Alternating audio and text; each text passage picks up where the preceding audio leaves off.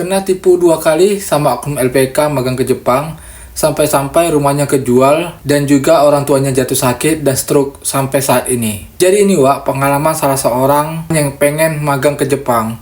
Jadi abang ini DM ke IG, dia itu nyeritakan kalau pengalamannya pernah mengalami hal pahit, kena tipu oknum yang ngaku-ngaku orang LPK, atau memang dia orang LPK cuman LPK-nya nggak amanah Wak. Jadi ini chatnya Wak. Kalian bisa pause aja biar bacanya bisa lebih jelas lagi. Jadi Wak geng, inilah yang aku bilang tadi Wak. Jadi makanya aku terus bikin konten edukasi sama kalian, supaya orang-orang yang kurang informasi, yang pengen magang ke Jepang, yang pengen kerja ke Jepang itu tidak mengalami hal seperti ini. Karena bukan abang ini aja sebenarnya. Keresahanku di awal dari teman-temanku yang pernah ketipu. Bahkan yang udah pernah magang ke Jepang dan pengen kembali lagi ke Jepang itu ada juga yang kena tipu.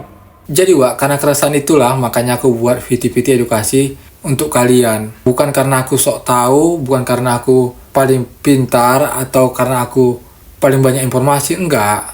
Tapi lebih kepada membagi pengalaman aja Wak gitu. Jadi aku nggak mau ada korban lagi yang berjatuhan akibat penipuan-penipuan para oknum orang LPK ini. Yang membuat juga nama baik LPK yang sebenarnya bagus jadi keimbas ikut jelek juga Wak karena kasus ini gitu. Di sini aku ingin meluruskan, memberitahu kepada calon peserta yang ingin magang ke Jepang agar supaya paham gimana cara mencari LPK yang baik yang cocok untuk mereka atau cocok untuk kalian gitu. Kalian juga orang-orang yang masih baru tamat sekolah dan juga umurnya masih 26 tahun ke bawah gitu.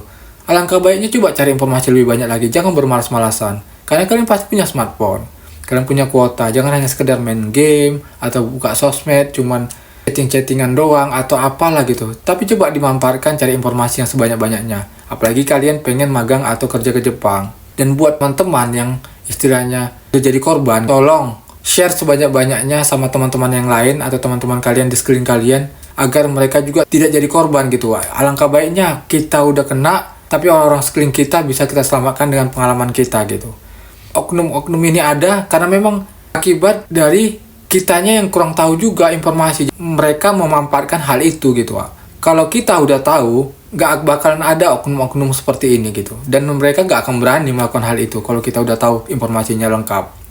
Jadi Wak, mudah-mudahan pengalaman abang ini yang diceritakan ke aku bisa aku share sama kalian. Dan ini juga jadi tolak ukur kalian untuk lebih hati-hati lagi dalam menentukan sesuatu gitu. Jangan gampang kena bujuk rayu dari seseorang atau dari LPK yang gak amanah sehingga kalian mau memberikan uang kalian supaya bisa cepat terbang ke Jepang.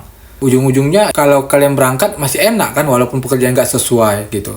Masih bisa lah kalian istilahnya menyesali pun, tapi ya dengan bertahan di Jepang itu walaupun gak sesuai dengan keinginan kalian kerjaannya, tapi setidaknya kalian bisa mengumpul uang atau menabung uangnya gitu dari gaji kalian. Daripada kayak abang ini, udah rumahnya habis kejual karena memang kena tipu oknum LPK, orang tuanya jatuh sakit karena peristiwa itu, dan sekarang dia harus mengurus orang tuanya dan membesarkan anaknya. Itu jauh lebih sulit Wak gitu. Dan hal ini mungkin bukan abang ini aja gitu, tapi orang-orang lain di sana yang mungkin belum pernah share ke orang lain gitu, termasuk sama aku. Makanya kita cuma tahu abang ini doang gitu.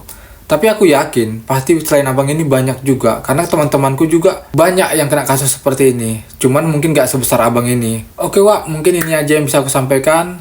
Semoga kalian yang sedang belajar di LPK lebih semangat lagi. Dan semoga kalian yang masih sekolah dan bercita-cita untuk kerja ke Jepang, cari informasi sebanyak-banyaknya agar kalian tidak ketipu. Karena kalau udah ketipu Wak, walaupun cuma 1 juta, 2 juta itu rasanya sakit kali Wak gitu.